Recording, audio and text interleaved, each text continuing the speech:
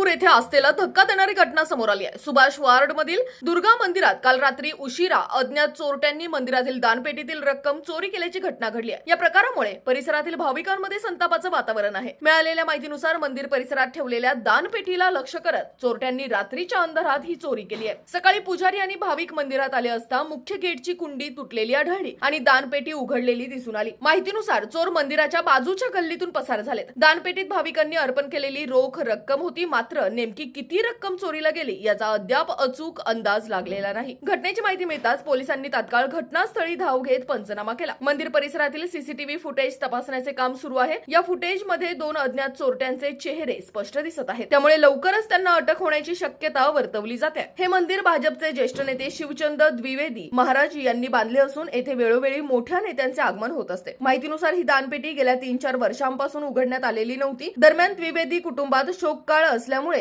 गेल्या 10 दिवसांपासून कुटुंबियांचे मंदिरात येणे जाणे बंद होते, मात्र पुजारी आणि परिसरातील नागरिकांचे नियमित येणे जाणे सुरू होते। या घटनेनंतर भाविकांमध्ये तीव्र नाराजी असून मंदिर परिसरात सुरक्षा व्यवस्था कडक करण्याची मागणी करण्यात आली आहे। पोलिसांनी अज्ञात आरोपींविरोधात गुन्हा दाखल करून तपास सुरू केलाय। या प्रकरणाचा सखोल तपास पोलीस निरीक्षक बिपिन इंगळे यांच्या मार्गदर्शनाखाली पोलीस उपनिरीक्षक जंगम वार हे करत आहेत।